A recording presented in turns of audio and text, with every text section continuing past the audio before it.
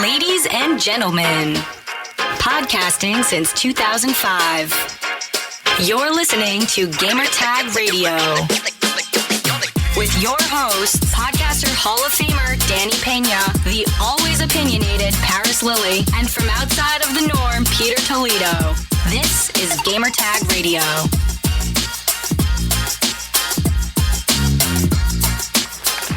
Welcome to a brand new episode of Gamer Tag Radio. This is your host, Danny, and joining me this week, of course, co-host of the show, we have Parris, man. What's up, Parris? Hey, good morning. How you doing?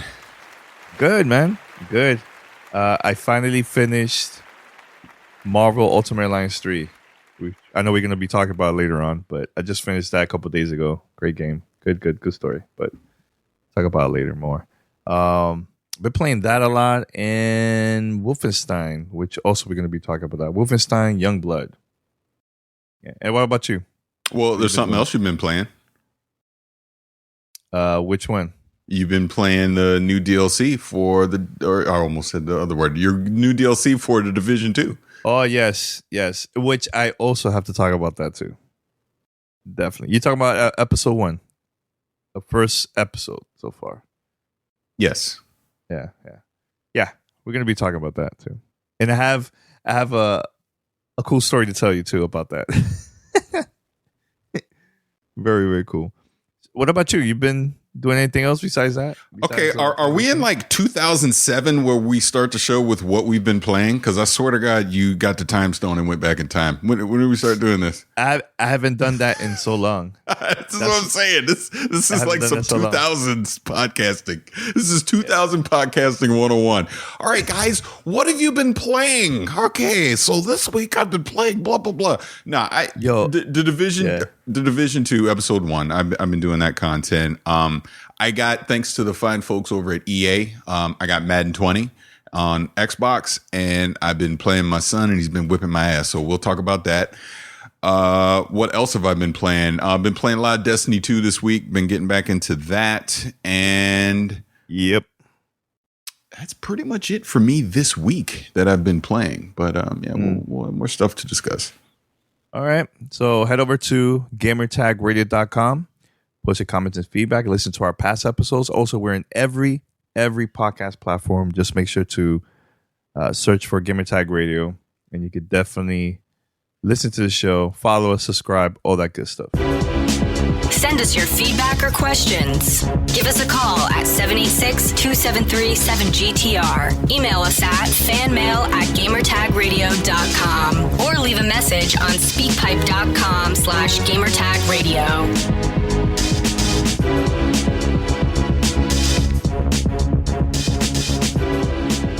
All right, so Parris, before we talk about Wolfenstein and Marvel Ultimate Alliance 3, let's talk about the Division 2 episode 1 very quick. So I know you were playing the other day with a friend of ours, and I think it was one of your first missions you try out was the zoo mission for the episode 1, which is one of my favorite missions of the game so far. Awesome level. What are your thoughts about that level, very quick? No, it was good. We were about halfway through it at one point, and I go, "Wow, this mission is really long." I really liked how long the mission was.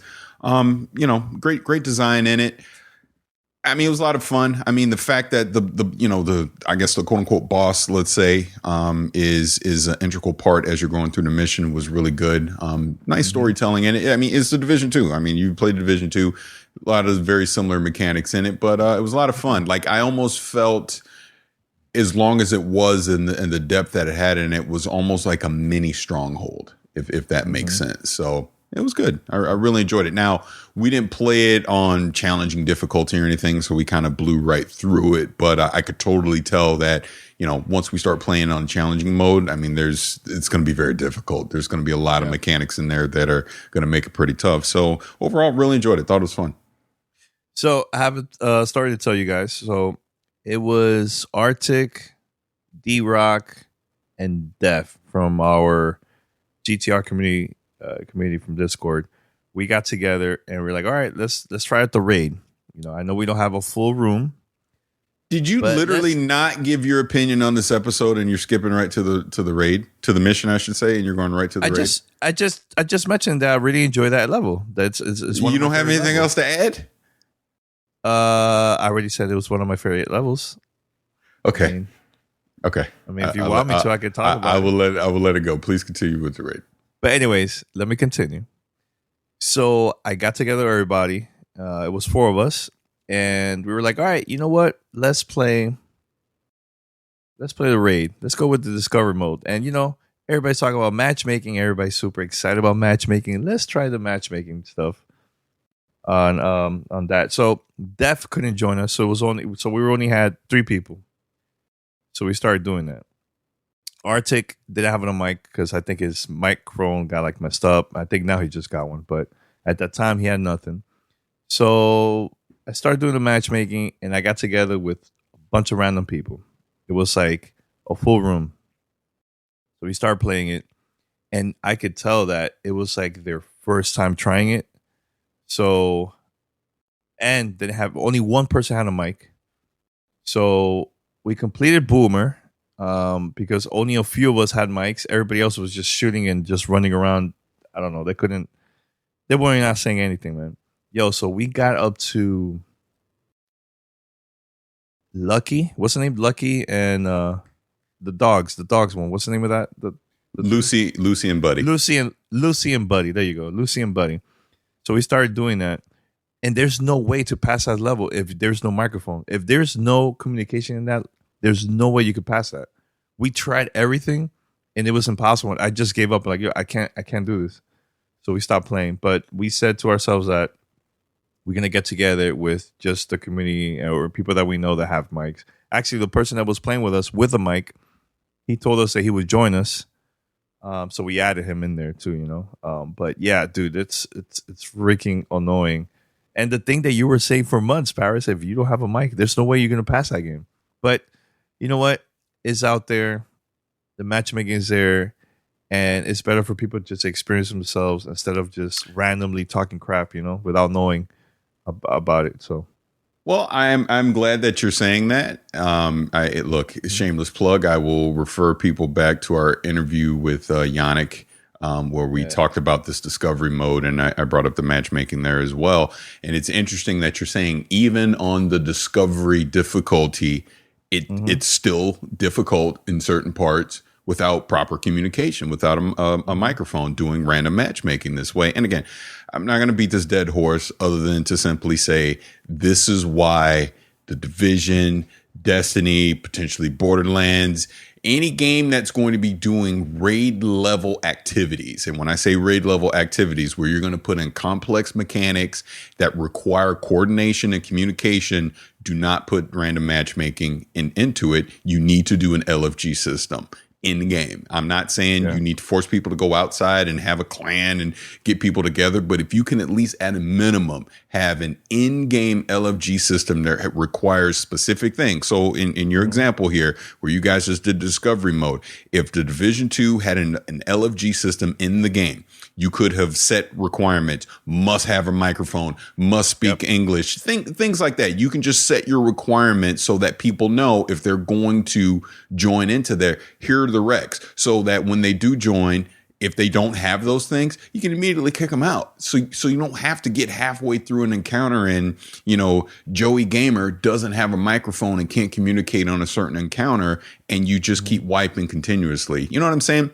Yeah. I do believe people are intelligent enough that don't know each other, that they can get together, basically designated leader, because you need a leader in these kind of things that can kind of be the person that's coordinating everything. But as long as you're able to communicate and say, okay, you go here, you do this, you do that. Yeah, you might wipe a few times because you're not familiar with each other playing as a team, but you'll eventually get it and you'll be able to pass these things. And it's like I said, I've been doing these raid type things since Destiny, the first Destiny, since Vault of Glass. So, I mean, we're in year 5 that I've been doing these things. And that's why when I saw that Massive was not going to do matchmaking, I said, this is the right thing. And I know people got upset, but now that you have this option, you go see yourself, make your own determination. And that's all I've been saying. Don't listen to me, go do it yourself, and then you'll find out. And it sounds from what you're saying you realize even with matchmaking, you're still going to need to get a coordinated team together to be able to pass even an easier difficulty now with Discovery, let alone the normal difficulty that they want in Operation Dark Hours.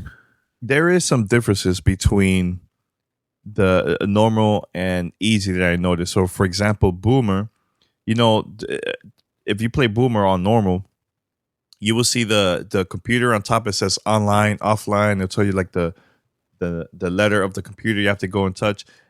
On easy, there is none of that. It's just the regular Boomer without that. So there is bosses that it's a little bit different. So they're changing the mechanic. Yeah. Which makes sense. That's the only way you're going to be able to make that easier. Yeah. Yeah. But overall it's good, man. I'm liking this too. I'm liking the expedition that's in there too. It's really long.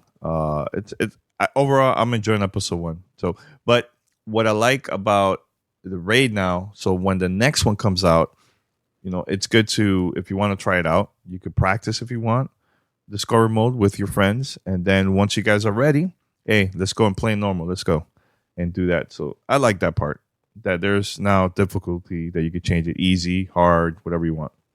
I like that. Yeah, and I would just to wrap up this Division 2 talk, because I know this is my own personal opinion. This is not the reflections of Danny or Gamertag Radio or anyone else. This is just me. I've observed, like, episode 1 is out now. I've enjoyed the 2 story missions that are there. I enjoy the expeditions that are forcing you to kind of go out and explore and do some like puzzle solving type things. You know what I mean? Even the classified assignments that are in there for the year 1 pass holders, you can check out that stuff as well. It's all great. Like I said, you put in a discovery mode for the raid. It's a new option. I get all that. It's great content. First new DLC content for the Division 2. But here's the thing. That game is out, and I know it's not out for everyone. It's only out for year 1 pass holders. But I go to my friends list on Uplay. It's a ghost town right now, and this is new DLC. There's no excitement around it. I don't see people buzzing about this on Reddit or Twitter or you know what I mean, other social media places. I'm not seeing a lot of discussion about this new episode, and that's a problem. And I think, and I've been saying this on social media this week, I look at the Division 2 community right now, and what I realize is it was originally built, the Division 1, it was built around the PvP. It was built around PvP, Dark Zone stuff, all that. Some of the more popular content creators, they built their audience around the PvP portion of the Division. And let's just be frank here. The Division 2 PvP, Dark Zone activities stinks. It does. And I've thought that since the preview we went to at Red Storm back in December. I remember telling you guys we were playing it. I was like, I don't think I'm going to be playing this. Like, I could tell this was not going to be something that was going to be, long standing. Even the Dark Zone stuff, which I'm disappointed with, that it never, this was Dark Zone 2.0. We're going to have the occupied Dark Zone, but I have no incentive to go in there and play anything, right? So, and you see some of the big Division content creators, they don't talk about this game anymore. They're not creating content around it. So what's happened is we now have new content. No one's talking about it. Friends list is empty. There's no excitement built around it, even though if you go in and play it, it's fantastic content, right? But what I've realized is when I look at the Division 2 community and, on social media, it's very toxic right now. A lot of people attacking each other. Like, people are mad at other people because they actually like it, or the people that like it are mad at the people that don't like it, and back and forth. But here's the thing, and I'm just going to keep it 100 because that's just how I have to do it. Mm-hmm. The Division doesn't have a community presence on the Ubisoft side, on the massive side. I mean, I know they do State of the Game. I know, Hamish does a great job hosting that once a week, right? This is nothing against him. But like Yannick is no longer doing direct community stuff. And I forget the gentleman that was doing it before. He's no longer there. So to put it frank, where's their Deej? They don't have a Deej right now. Like bringing this to Bungie and Destiny 2 is all the roller coaster that Destiny has been over the past 5 years, the good, the bad, and the ugly. If I ever have a community question, I know who to go to. I'm going to go to Deej. I'm going to go to Cosmo. I'm going to go to DMG. Their presence that we know, they talk community. I mean, Cosmo and DMG are hardcore Destiny players. They are on the front line with us, playing that game through the good, the bad, and the ugly, and everything else, right? But I know those 3 people are there. If I have a community question, you know who I think of right now on the Division if I have a community question? Julian Garrity, the creative director. That should not be. It's fine to be active. There's a lot of Bungie employees, again, as an example, that are active with the community. That's great. But if I specifically need a voice of reason when it comes to community related stuff, Division doesn't have that right now. You know what I'm saying? So to me, that needs to be fixed first and foremost. Let's fix the actual community side of the Division. Let's get that right. Whether the content's great or not, but let's have that person that we can go to, or those group of people that we can go to on the Ubisoft side to answer these questions and to kind of drive the conversation a certain way. You know what I'm saying? And we don't have that right now. So the result is we have a very toxic community. So content's great. I know more like I'm excited for episode 2, that Pentagon content. I think it's going to be great, right? You know, obviously episode 3 is going to be 2020. But is it going to matter if no one's playing the game anymore? That they got to fix. They got to fix the community stuff. PvP is at the top of the list. Give me an incentive to actually want to go play PvP, want to go do the Dark Zone stuff, and everything else, in my opinion, will fall in line. You get more content creators to come back. You get more community people actually engaging with the game and social media, talking about it and all that. But until then, we are where we are, where we have a game that has some really good things about it, has some really bad things about it, but does not have a community focus to drive the conversation either way. Just my opinion. Well, that was Parris. No, but that was good that you were saying that, man. I'm loving the game. I'm loving the game, and you know, I'm playing it a lot still with our community, and hopefully it gets better, man. You know, once episode 2 and episode 3 comes out, maybe that's gonna start the conversation about the game. So, you know, if there's any listeners out there that's still playing the Division 2, hit us up. I'll play with you guys. We'll do some missions. We'll do some raids together. Just hit me up, and yeah, we'll definitely make it happen, man. And I know Arctic is probably listening, so Arctic, I'm gonna be joining tonight. So let's meet up online tonight, man. All right. So Parris, let's talk about Wolfenstein, Youngblood. So you're a fan of Wolfenstein, right? You played love Wolfenstein. The last one was fantastic. It was one of the best games that year.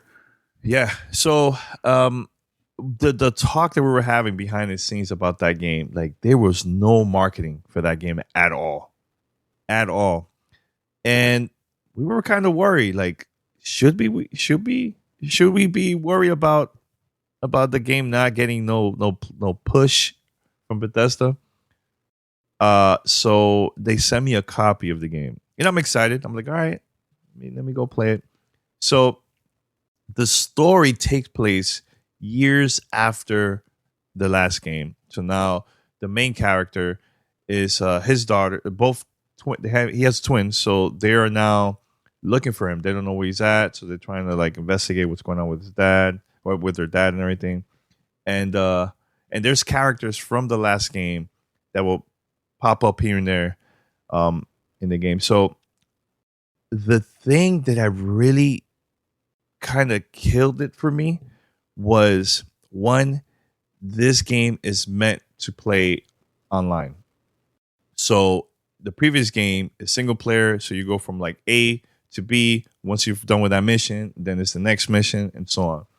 With this one is, one, no matter what, even if you play offline, is both twins working together. This game you could also play with like a buddy of yours online. Let's say they don't have the retail copy. They just you give them like a code. They'll download it from their console, from the Switch PC, and they could play with you for free, even without having the retail game. That's another one. Of course, you could have the game online open to the public, so anybody could join you and you could play together too. But sometimes, hey, I need to pause the game, man. You can't pause the game because even if you're playing offline, you can't pause because the enemies will still attack you. It's like when you play a game like Destiny or Division, when you play online, those type of games, because it's online, you can't pause it at all. That's one that kills it for me. Another thing that kills it for me is the characters that you meet in the game. To me, it's like lifeless. there's no story about them. So they'll give you missions and you go back, and sometimes those missions, like, it's kind of repetitive. I don't know. It kind of killed it for me, man. Like, I really enjoyed the last Wolfenstein game, but this, I don't know. Not really feeling it at all, man. Not feeling it at all. I feel like the game feels like rushed to me. Really, really rushed. I know you downloaded the game, and I'm very curious to see what you have to say once you officially play and everything. But it's disappointing, man. I think the previous Wolfenstein games, they have a pretty good story, but this one to me is just, I find it really boring. I don't know. Something is missing, and I know you were saying that there was a lot of people talking about the game. 2 people that you follow, they were saying the same exact thing, right? About that. Yeah, I mean, just as an example, shout out to Skill Up. He puts out fantastic content. He's someone's opinion who I really value, and I saw him talking about it. Yeah, he was not impressed at all. Saw a few other people basically saying the same thing. And again, I can't have an opinion because I've not played it for myself. I am a bit biased because I'm a huge fan of this iteration of the Wolfenstein franchise. I've thought the past couple games have been fantastic. So to hear this is a little disappointing to hear, but I'll judge it for myself. I'll play it, check it out. The only thing is, going back to what you originally said, is this has been a worry for me just simply because the lack of marketing surrounding the game. I mean, there was just no one talking about it. I wasn't have ads thrown in my face. I mean, Bethesda wasn't making a big deal about it, like even via social media, anything. They weren't doing like early streams, having developers come out, do like a Vidoc or anything. There was nothing. So I'm like, uh-oh. Why are we not talking about it? Wait, this game's coming out this week and no one's talking about it. Then like all of a sudden Wednesday or so, I know some people started getting early codes and were playing or whatever, but that was about it. And I get QuakeCons going on and all that, but that has nothing to do with the launch of this game on a Friday and not getting people excited to want to play it and not just build upon the goodwill that the previous iterations of the franchise has had. So it almost, to me, seeing this, I was tweeting at Skill Up, we're going back and forth. I'd even said to him, I was like, to me, this just seems like, let's just get it out on a Friday, middle of summer, just dump it out there and forget it and just move on. This almost feels like that. So we're curious to see what will happen here in the next few weeks and couple months surrounding this game. I mean, in a way, if this was a really great game and there were really a lot of marketing behind it, this is a great time to launch a game like this because there's no competition to it. But it almost seems like, all right, let's just put it out right before QuakeCon. Okay, so now we're going to move on to our new stuff and we're done. Because let's be real, once we get to, like we said, Madden is about to be Madden season. People are going to be talking about that here in August. Then we're going to get to September. We're going to have all these games come out in September, October, obviously November, just with the holiday season. People are not going to be talking about Wolfenstein Youngblood at that point. So I don't know. Again, I'll have to put my hands on it myself and see what I think. But from what you're saying and other people are saying, doesn't sound like it's going to be that very well received, unfortunately. Yeah, it's not at all. It's very disappointing because I really enjoyed the last games, and honestly, even the dialogue between like the sisters, it's just it's kind of whack. I don't know. And I'll bring up one thing real quick. Shout out to our Twitch chat because someone brought this up. I mean, it is like a $30 game. What is it? $40, I think. Is it $30? Yeah, it's $40. Yeah, it's a $40 game. So again, discount. I mean, I get that. So maybe it doesn't have the marketing, budget around it that a big $60 AAA title would have. But dude, you would think it'd be more than this, more than just kind of, week of, yeah, it's out. Here we go. Here's a couple code streamers, talk about it and done. That's pretty much been the marketing for it. Yep. Yeah. But I'll give you an example of a game that there was no marketing and the game is amazing. Marvel Ultimate Alliance 3. Was there marketing for that game? I didn't get to see. Did you get to see any ads? Because I didn't at all. And that game sold like crazy. Of course, it has the Marvel stamp and the Nintendo stamp. So yeah, it's different, But Parris, that's a perfect example of a game that there was no budget on that game at all for marketing. But what does that have to do with Wolfenstein? What I'm saying is that it, to me, like, okay, I get it that the game wasn't really promoted out there, but we were having the same conversation about this about Marvel Ultimate Alliance, and the game is selling a lot, and it's a pretty good game. So I think, in a way, it's not all about the budget and marketing either, too, man. But it is though. You can't take the exception and make that the rule, because this would be the exception. Most games to have huge sales success needs marketing, because people need to know about it. I admit I've not seen a lot of marketing around Marvel Ultimate Alliance. I've not personally seen the sales numbers, so I can't comment on that. But 9 times out of 10, if you don't market a game, it does not sell well. So that's going back to the point that I was making. Yeah. But speaking of that, there was even more marketing on Fire Emblem than Marvel Ultimate Alliance, and that game is an exclusive for Nintendo Switch. So for those that are listening, just want to say that very quick. But let's talk about Marvel Ultimate Alliance 3, The Black Order. This game has a separate original story that it doesn't relate to like the movie or anything like that. But I think it's more like inspired from the movie and also from the comics. But we played it at E3, and it was one of the levels that I think it looked like it was New York City or something. And do you remember which character you were playing, Parris? Because mine was Wolverine that I played at E3. I was Star-Lord when we played. Star-Lord. Yeah. And how was your character moves, power moves, and all that in the game?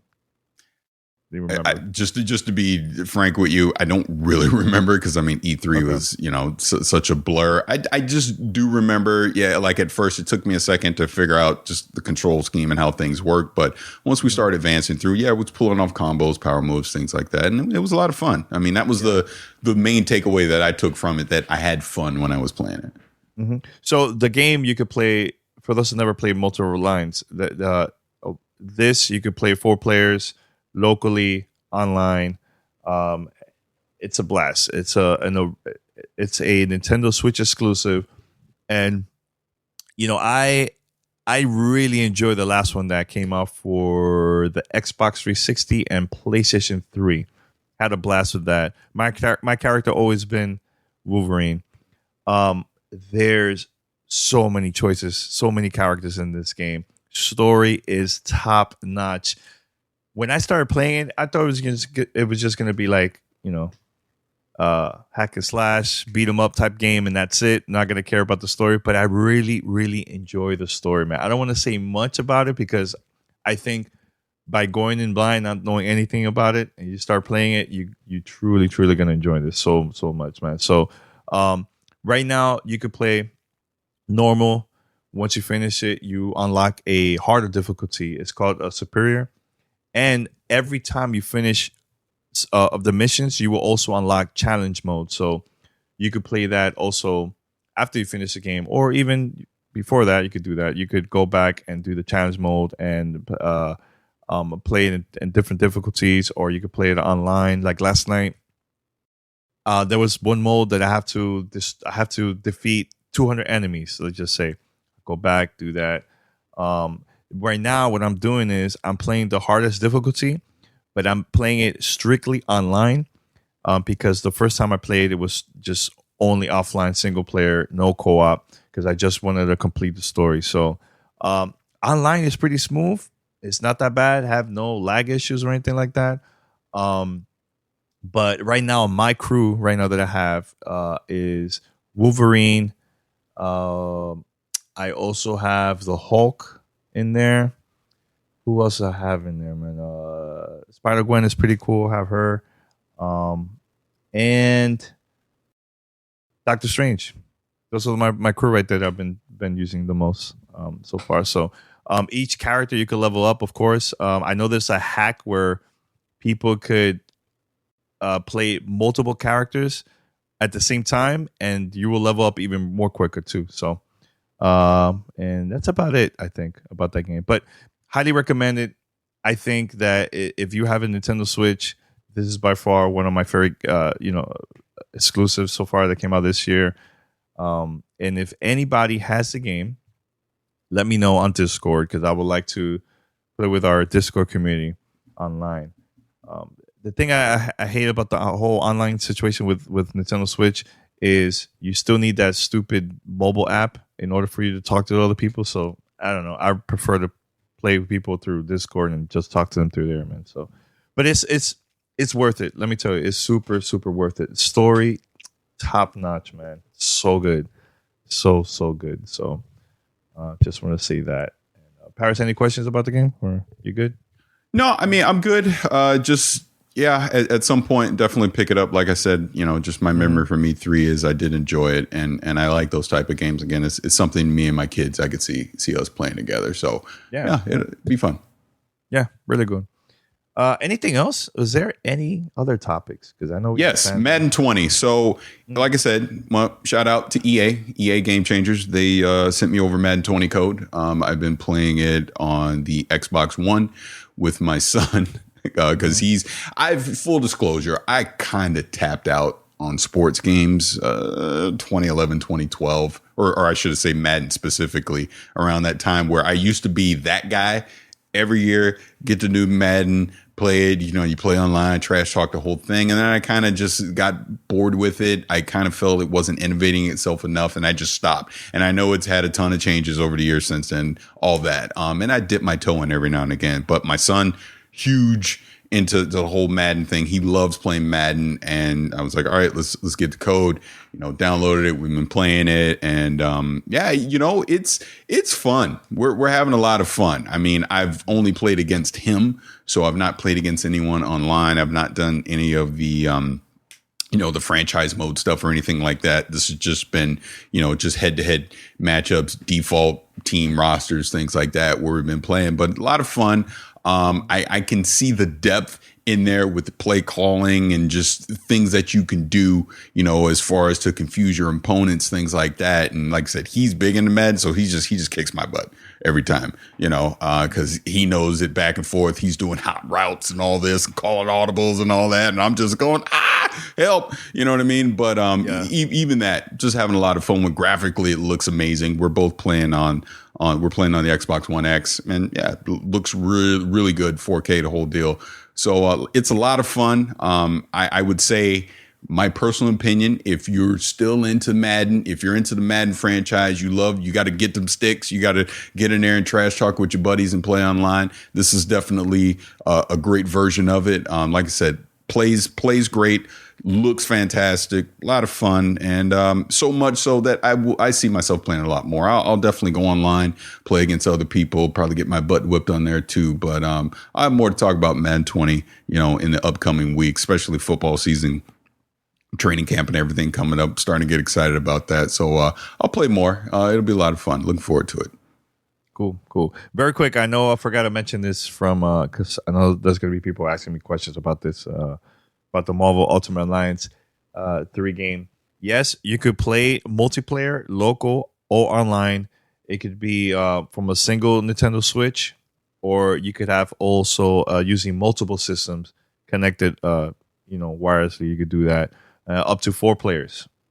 So just want to mention that very quick. And the game was developed by what's the name?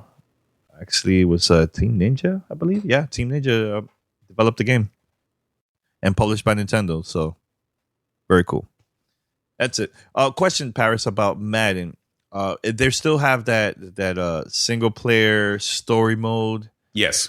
Yeah, they do. Okay. Yeah, because my son does that every year. He goes through that whole thing. He loves to do that. Well, he'll go through the whole franchise mode, to build up his team's character, do the transact. He loves that. He loves that meta RPG side of it, of the whole sports franchise things. And in a way, it's helped him to understand the game of football even better. So, I mean, I give EA Sports kudos in that sense that, for the younger people, because again, I'm old. So, I've been watching football since, late 70s, early 80s. So that's how I learned the game. But in the millennial age, people, there's so many other things, distractions to go. So if you're not a football fan day one, if you're trying to understand the game of football, it's actually a great way to do it.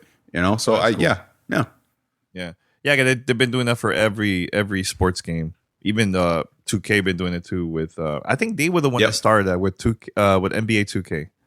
Yeah, NBA 2K does it. Madden does it. MLB The Show has a great one. FIFA has a great one as well. So, I mean, yeah, it's like I said, it's a great tutorial way to actually understand and learn the sport. I mean, if anything, I wish my wife would do it. I've been married to this woman for 23 years and she still understands football. It's like, come on, really?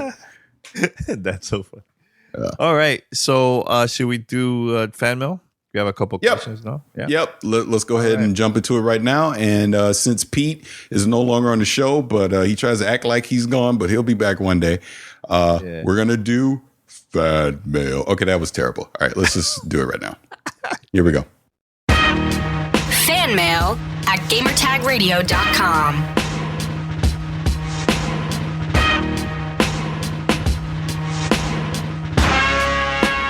Hello, this is Andre Velasquez. I just found out about Gamertag Radio today.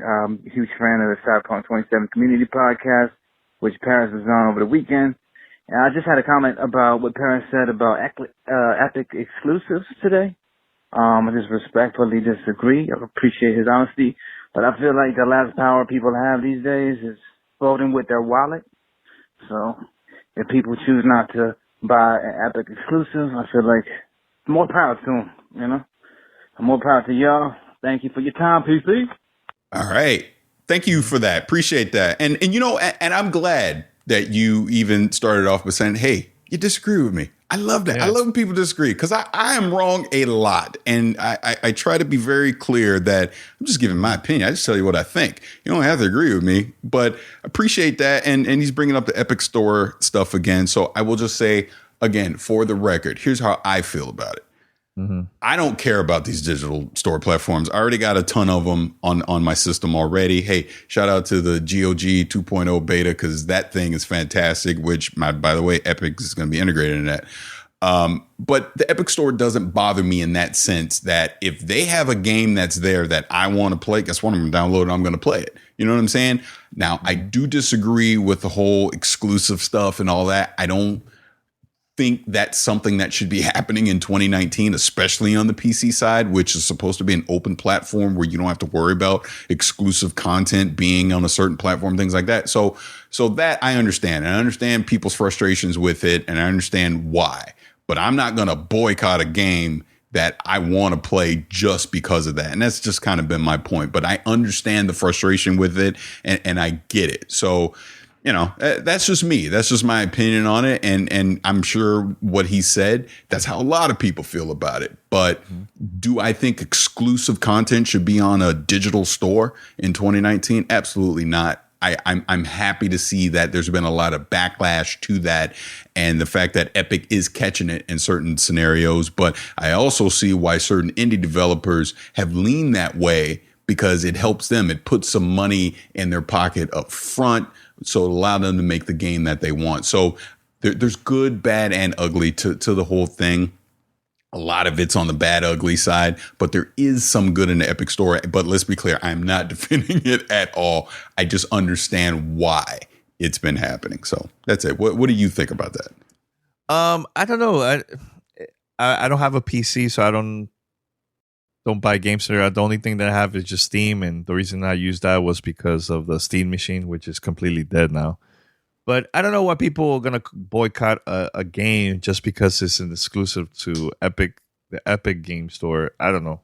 To me, well, think of it in this sense. No sense. Yeah. Think of it in this sense from the 2000s, where we would see third-party games be exclusive to one console, right? Yeah.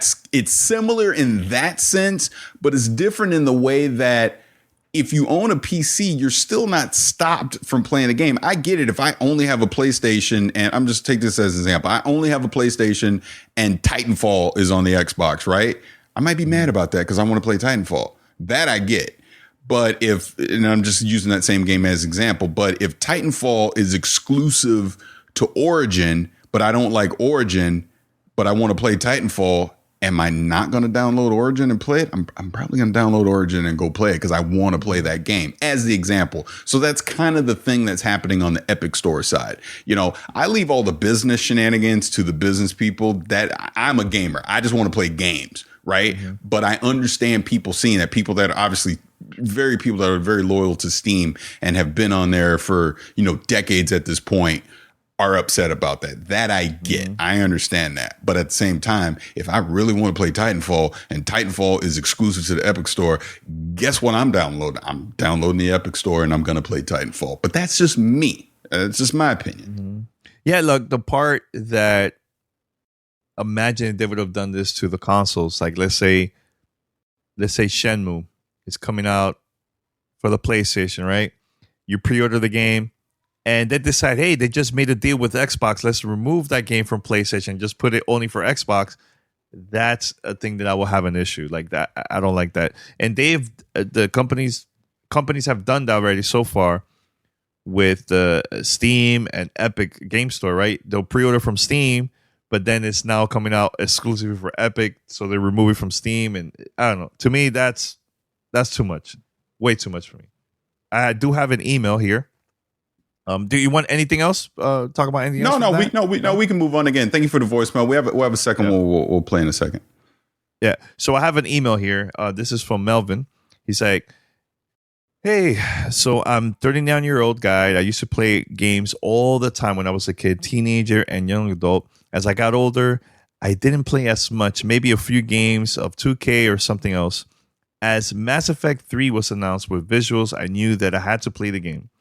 I first jumped into Mass Effect 2 since it was on sale and I fell in love with it. It's probably one of my favorite games I ever played in a long time. Now I'm trying to get into games even more, but he said there's a lot of shooters right now, a lot of shooters. And he is not the greatest at them. And he also feels discouraged to play most games online. He says, I plan to play more games that I know, but I feel like I should give FPS games more of a chance because they are beautiful and it looks fun. Is there an FPS game with a storyline instead of something like Call of Duty that you could recommend? Also, what do you recommend to someone that is a little hesitant to get into, and I quote, different type of games than they are used to? I feel like I'm missing out on a lot of great games. P.S. So far, I listened to the last 4 episodes of the podcast, and you guys are great. I'm now a fan. Melvin, thanks a lot, man.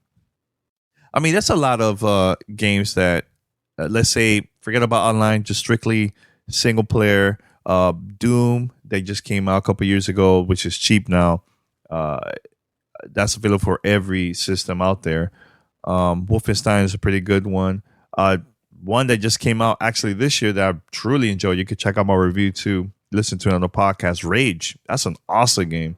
It's pretty good. Has a lot of side missions you could do in there too. And I know they've been adding content for the past few weeks. I've been missing out on that part, but there's a lot of good games that if you want to try like FPS, is there any games that you recommend, Parris? Yeah, I would say a franchise to jump into, and you can get the first 2 very cheap right now, is going to be the Metro series 2033 and is it New Light? Am I screwing up the second name? Oh, anyways, yeah, okay. but the first 2 Metro games, and obviously Exodus is out now, which I know, Danny, you talked about. You didn't really enjoy the load screens on Xbox. I played on PC. I thought Exodus was fantastic. It was a great game that doesn't get the recognition it deserves, in my personal opinion. So that franchise, like I said, you can go get 2033. God, you probably pick it up for like $5-10 at this point. That'd be a nice way to kind of just jump in story wise into FPS and just get your feet wet. Like you mentioned Wolfenstein, like Wolfenstein 2 New Colossus. That was another fantastic one to be able to play. There's others, obviously. The granddaddy of it. You don't have to touch the multiplayer part of it. Go pick up Halo. Go pick up the Master Chief Collection.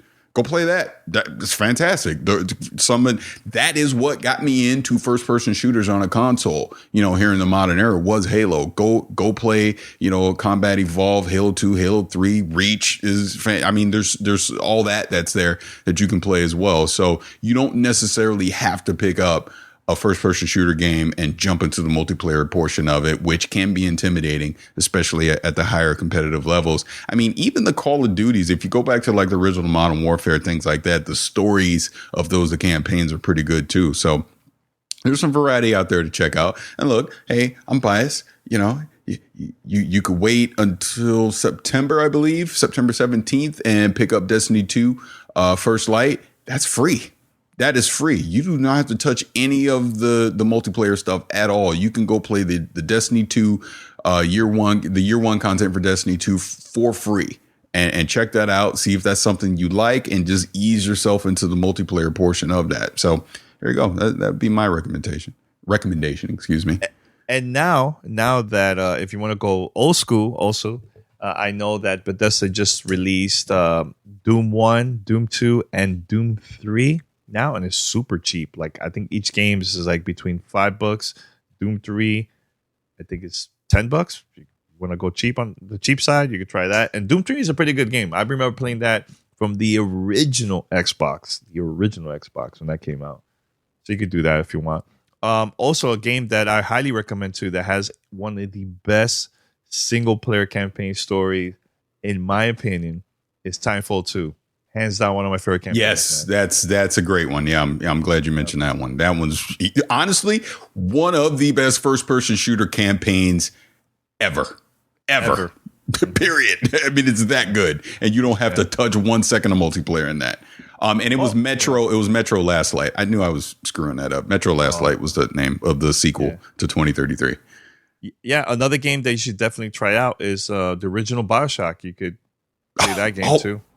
See, there you go. I know I'm missing stuff. Absolutely. And I'll say this, all three of them, to be honest with you, original BioShock 2, which as we get further along in time, highly underrated for how good that is. And then BioShock Infinite, which, hey, that was the game that got me out of retirement and back on the podcast and the Gamer Tag Radio in 2013. That's how much I love that game. And I'll tell you, for anyone out there, Google Adam Sessler BioShock Infinite review. I'm telling you right now, I know it's archived somewhere on YouTube or wherever. You watch that, it's so good it'll move you, because he was so passionate about that game at that time. It is literally one of the best just reviews I've ever seen, because you knew he truly meant what he was saying in there. Yeah, I think that review has like over 1 million views. I remember when that was. Oh, I'm sure it does. Yeah. I was like, wow, dude, this is good. This is really, really good. And actually, let me go back to the original BioShock. Dude, it was the demo that completely changed my mind about that game. I was like, wow, this game is legit. I remember the podcast came out from Major Nelson. He had, what's his name? Producer of the game. Ken Levine. Ken Levine. He was there, and they announced the demo, and they were like, it's available right now. I was like, oh, let me download this. Game changer. Whew. That demo was amazing. Yeah. Amazing. So, any other games? Because there's so many good ones, man. There's so many. Like I said, I'm glad you brought up the BioShock stuff, because I was not even thinking about it. I was like, oh, yeah, duh, of course, BioShock. Yeah, dude, I'm sure there's more, but I think we've given you a good starter kit to go check out stuff. And you can pick up a lot of stuff very cheap or for free. Yeah. You know what I mean? So, even look, man, if you want to go even in the cheap side, man, subscribe to Xbox Game Pass. If you have an Xbox One console, there's a lot of first person games there. Exodus is on there for free right now. Yeah. Well, not free, but if you have Game Pass, you can play Exodus right now. It won't cost you a penny. Halo, the whole Halo. Yeah, and Master Chief Collection is on there as well. So yeah, there's definitely stuff out there for sure. All right, you want to? All right, let's play this voicemail, then we'll wrap it up with that. All right, let's go. And this is from someone you all know. What's going on, Danny? What's up, Parris? And man, shout out to Pete Rock, man. Pete Rock forever. This is Keon calling from Baltimore. Just wanted to ask you guys a question about Nintendo. Now, me personally, I just opened up my Nintendo Switch a couple weeks ago. I did not know the greatness of this console. It's absolutely phenomenal. I understand why, Danny, you and Parris are so, high on the system. But my question to you guys is, do you think that, as it stands right now, that the Nintendo Switch is Nintendo's greatest system ever? Now, hear me out. I was asking a friend of mine the same question. But, when you think about Nintendo infusing both the portability aspect and the console aspect into one device, that is absolutely revolutionary. It's amazing.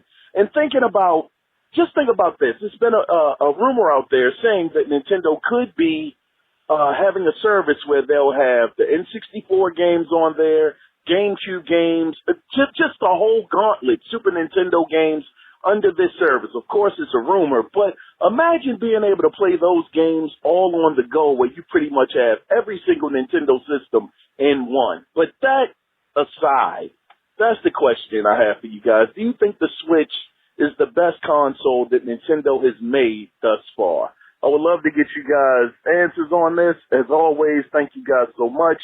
You guys are incredible, and sorry for the long-winded message. You guys take care. Bye-bye. All right. I'm going to stop it there. Thank you for that, Keon. We always appreciate your feedback.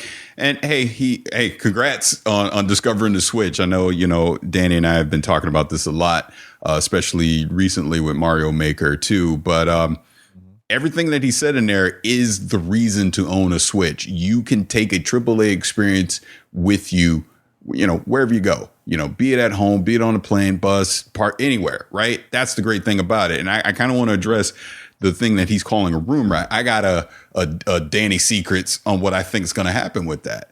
I think they're going to wait until next E3. So E3 2020, obviously we know Scarlett's going to be coming, PlayStation 5. Basically, we're kicking off the next gen. Nintendo isn't going full next gen in 2020, right? Because they're not going to abandon this current model with the Switch. But I do think the Switch Pro happens at that point, just, better screen, better Joy-Cons, all that stuff. That'll be the Switch Pro. That'll be next year, probably around this time next year. But what I also think is to address his rumor, and what he's thinking of is the virtual arcade, which exists already. I think they're adding N64, GameCube, all that to the virtual arcade next year, so that the full back catalog is going to be there. Whatever the pricing model is going to be and all that stuff, I have no idea. But that's when I think they're going to hold that stuff until next E3 and just have a full blowout that now you can go back and play all these great games throughout our vast library across all our platforms, the whole thing, and they'll all be available here on the Nintendo Switch. That's my theory. And then I have one last thing I want to say on that, because I tweeted this earlier this week. Nintendo, for the love of Jesus, I don't know if you wait until E3 or whatever it's going to be, I need Mario Galaxy on the Switch. Please. I just want it. To me, that is my favorite Mario of the modern generation, let's say, right? I absolutely love Mario Galaxy 1 and 2. Please just put it on the Switch, please. That's all I'm going to say. But thank you for that, Keon. What do you guys say, Danny? Yuck, man. I've been saying this. Nintendo Switch is by far my favorite console of this generation. And you know what? I put it up there. Best console from Nintendo, period, man. Super Nintendo's up there too, with like one of my favorites up there, So, dude, Nintendo Switch is a game changer, man. It's Nintendo Switch is a game changer. I've been saying this since the day they announced the console. A lot of people were sleeping on it, and I get it. The Wii U wasn't that great. Wii people was like excited at first, and then they stopped playing it. I get it. Yo, I cannot stop playing the Nintendo Switch later, man. I can't. There's so many great games, man. A lot of great old school games too. You can still play in there too. And Parris, I agree. I have a feeling that might happen too, man. Just imagine next year, Nintendo announcing that you could play all the older games on the go. Mario Galaxy, Parris. Imagine Mario Galaxy on the go. Traveling, let's say you're traveling far away to New York City or maybe to Japan or whatever from LA. Or Germany or something. You never Germany. know. Yeah. That would be amazing. Man. You know what I'm saying? I don't know. To me, it's a game changer from Nintendo, man. Game changer. Now, next year, I hope they announce a console that has better battery life, better controller, better everything, man. So hopefully we'll see that next year. But I'm excited. I'm excited for the Nintendo Switch Lite that's coming out now in a month or so? 2 months or so? Is it September or is it August? I forget. I know it's soon. It's soonish. Let's just put it that way. September. Yeah, September. Because it's September 20th where Link's Awakening is coming out. I think a month after that, Pokemon is coming out. So yeah, dude, they're gonna have tons of live. Luigi Mansion 3, it's coming out too, dude. It's legit, man. Oh yeah. Yeah. Look, I know people are gonna ask me, Danny, Nintendo Switch better than the Super NES?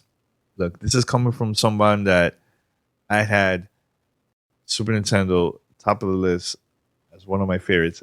Yes, I would say that, I would put it up there because it's a game changer. It's a game changer. Just taking that device on the go, that's it. Just with that alone, I can still play it on my TV. Like sometimes, and I've been saying this, sometimes when a game comes out that's available for a PlayStation 4, Xbox One, and Nintendo Switch, I always decide, you know what? I'm getting it for the Nintendo Switch just because I travel and I take it with me. Imagine I'll buy a game for Xbox One and I'm traveling somewhere else. Damn, I will have that game like the whole time in my head. Like, damn, I wish I could be playing it, man. Well, according to Phil Spencer, you will be in October. It's called xCloud. xCloud, yeah.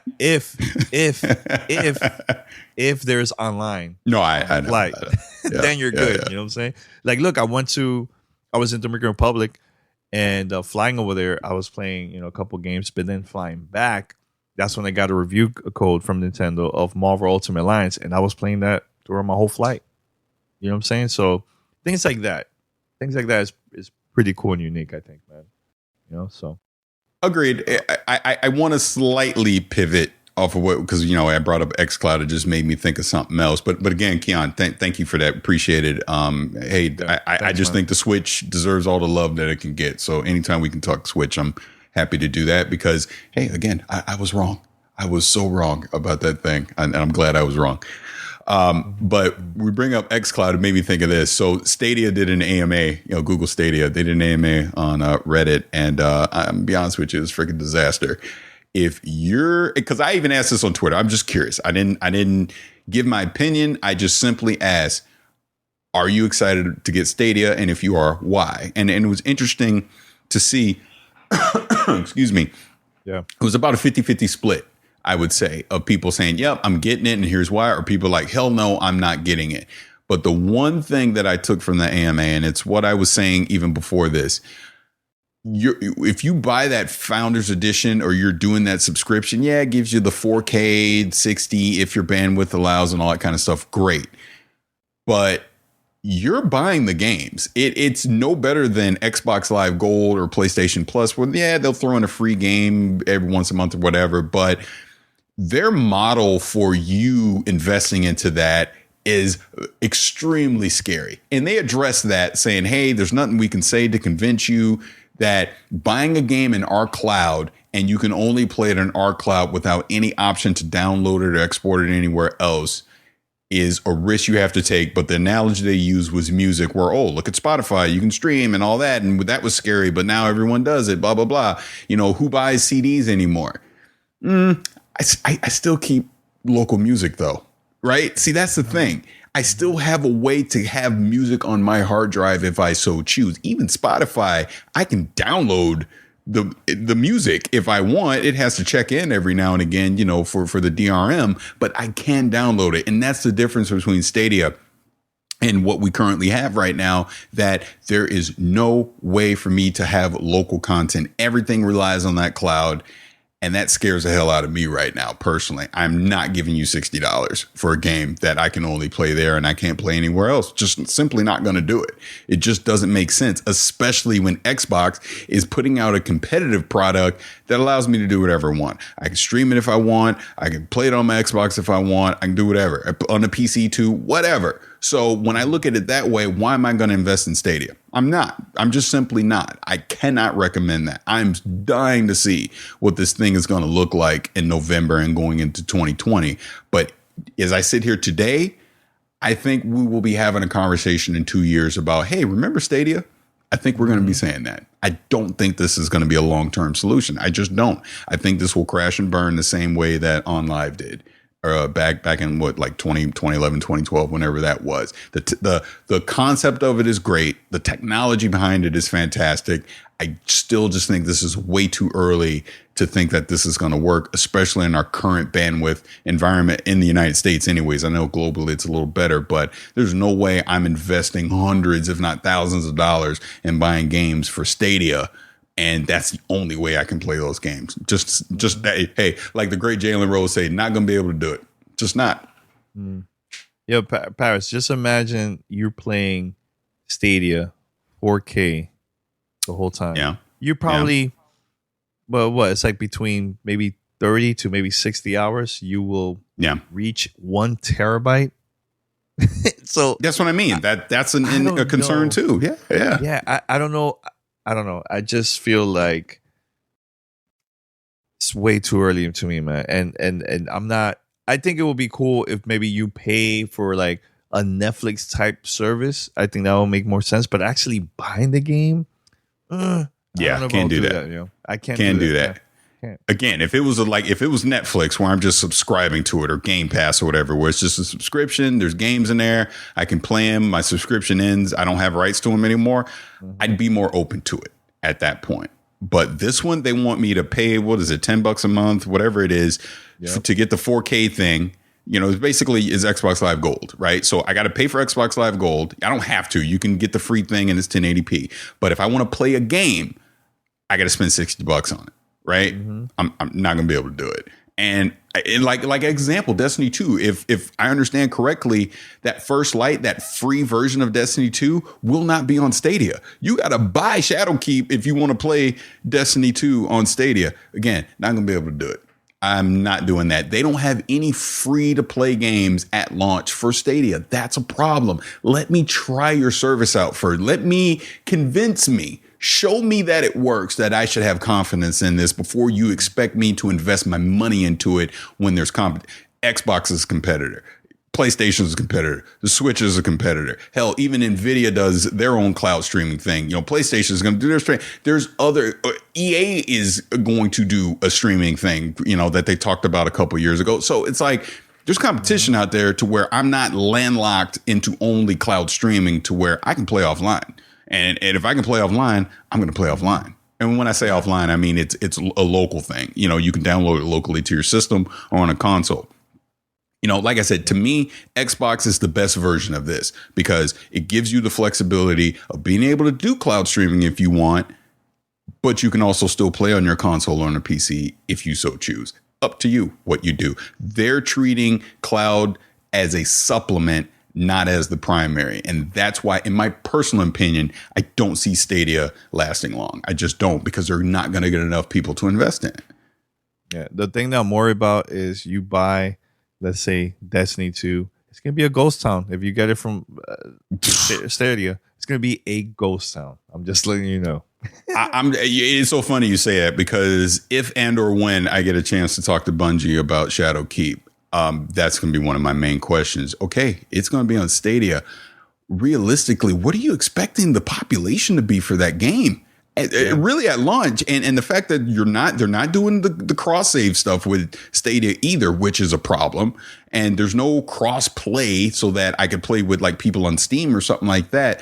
There's going to be low population numbers on that. And I just wonder if even that's going to be sustainable. Again, these are like, I feel like legitimate questions that need to be asked. And I don't think Google's doing a good enough job right now. I just don't. Doing a Reddit AMA ain't good enough. They need to really sit down with, I don't know, Jeff Keighley or whoever, sit down with someone and actually talk about this and relieve our fears if you can. If you can't, be open about it so people know what they're getting into. That's all.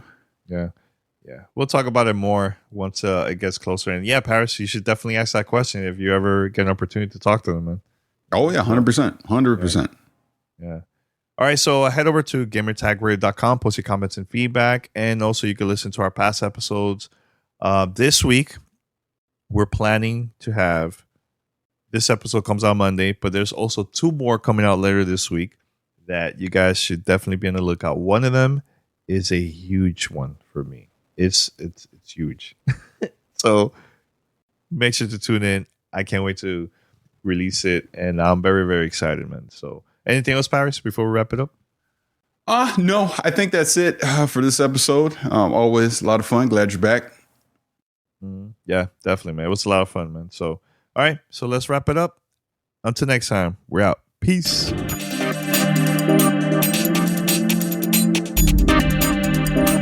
Thanks for listening to Gamertag Radio. Be sure to like us on Facebook and follow us on Twitter.